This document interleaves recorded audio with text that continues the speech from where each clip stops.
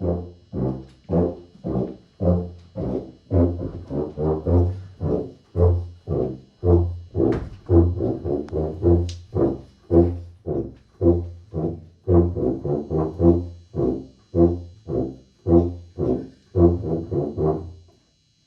everybody, today we're going to be talking to you about instruments.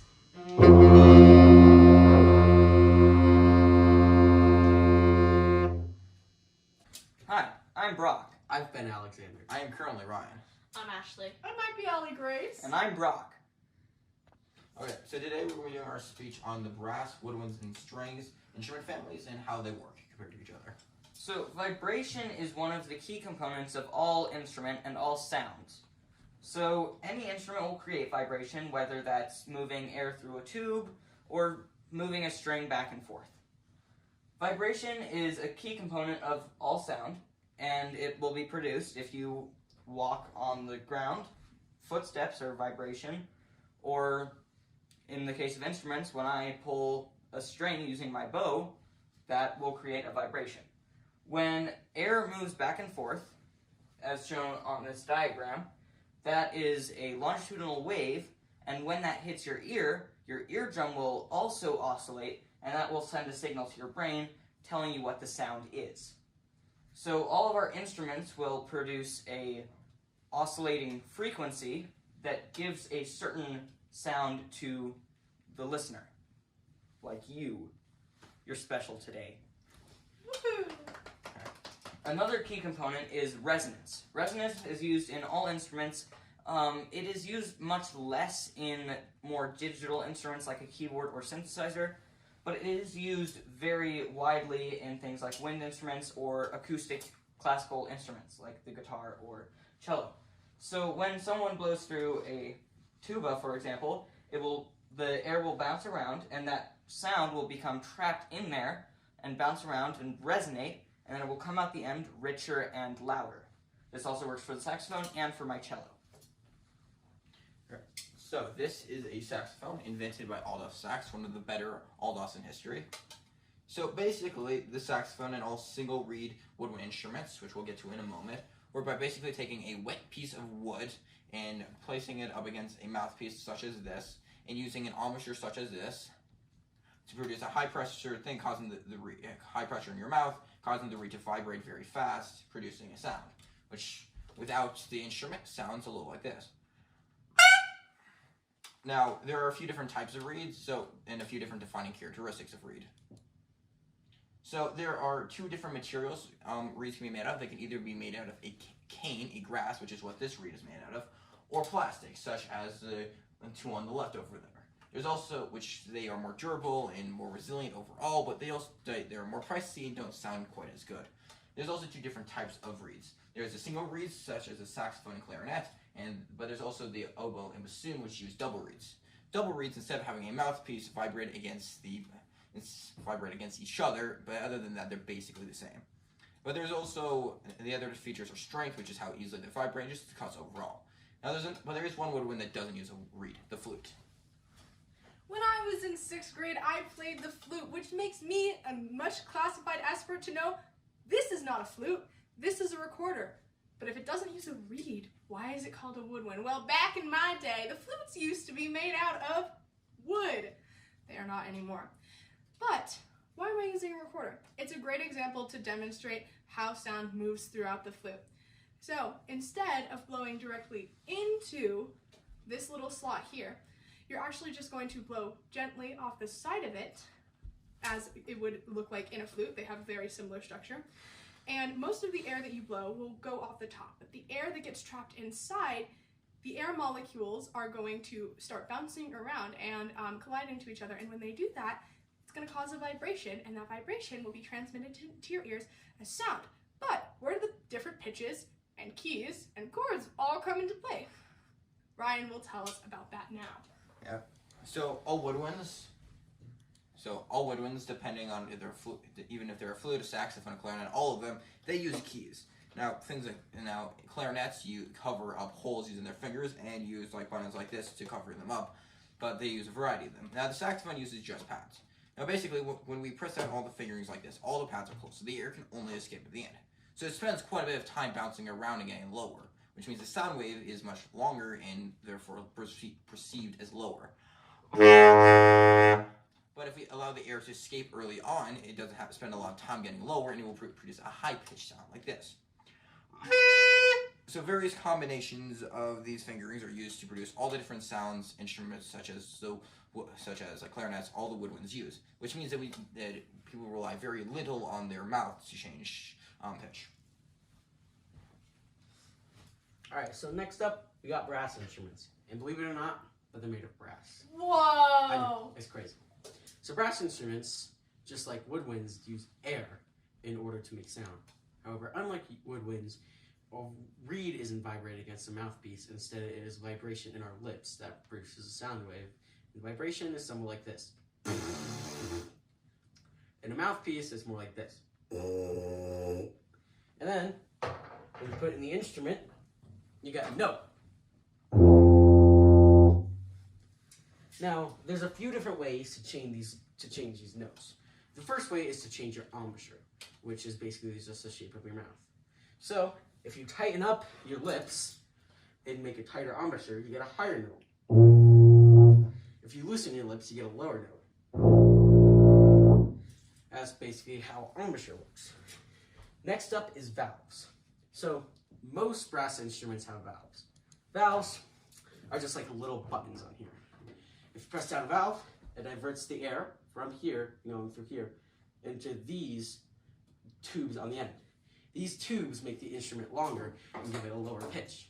So if I play with no valves, and then if I press one valve down,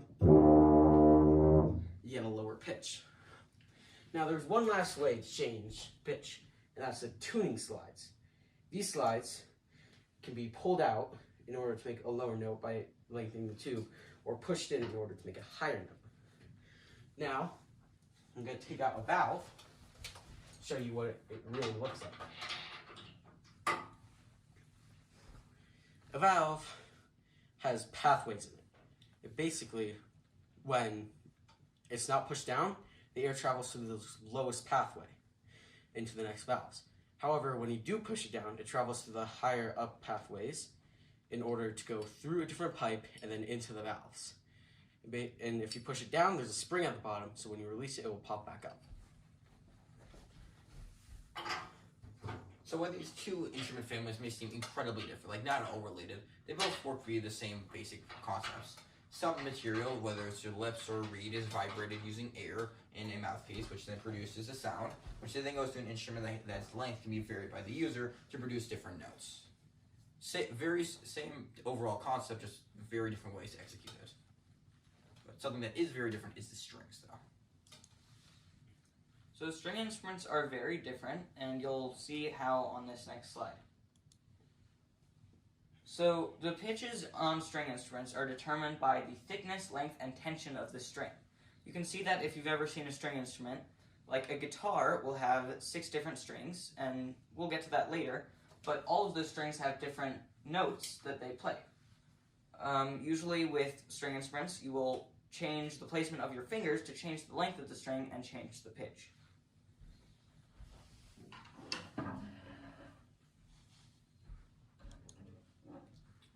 So right here we have a diagram of a violin, and here you can see some of the mechanics of how a string instrument will work with its vibration.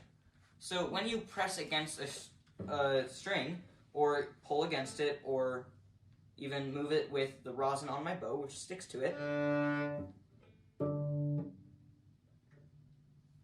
pressing down doesn't do much, but that's because that's not how the cello is supposed to be played. But you can see that when I pull on the string, it makes a sound, and that's because of the way that it vibrates. If I pull on it more, it'll vibrate more, and that's a greater amplitude, and that'll make it louder. And if I do it less, that makes it quieter. Most string instruments use a variety of strings. There are a few that only have one, but that's very rare. Most will have like 4, like the cello, or most instruments that you would find in an orchestra, or like 6 with a guitar, or a very large number with a harp. These are all tuned using pegs, like I have on my cello here, and this will change the tension of the string and therefore the pitch, as we discussed earlier. There's also resonance, which I discussed earlier, and that's when you move the strings and it moves down the bridge, which a guitar will also have. It goes around the body of the instrument. This is when it's an acoustic instrument, and it will come out of the holes that are placed, and that releases the sound. Next, we have the electric guitar. The electric guitar was created in 1940. Most credit was given to Leo Fender. You might know Leo Fender from the famous guitar brand Fender. But hey, wait a minute. Wasn't the guitar actually supposed to be credited to some cool guy named Michael Faraday? Michael was the person behind the science of the electric guitar. So, for instance, you have the pickups, where it picks up the vibrations from plucking the string, and these pickups convert the vibration into electrical signal that's transferred into the amp. And then another word for amp is ampy, or amper. And then next we have the acoustic guitar. The acoustic guitar was made in the early 1800s, soon after steel strings were introduced. The plucking of strings causes a vibration from the where you plucked it down to the hole, like Brock mentioned earlier. And then there's also a steel guitar, which you can see examples of this in songs like Remember When by Alan Jackson or Breathe by Pink Floyd.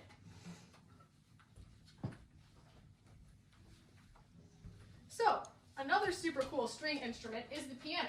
Fun fact, this isn't actually a piano. Sorry, we couldn't ship one to Ryan's house in time and one that fit in his living room. But this is a great example.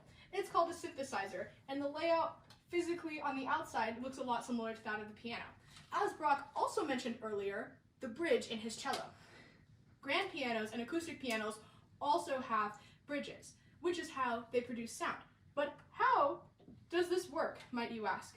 When you press down on the key top of the piano, pressure is applied to the stem, the part that is higher up on the key.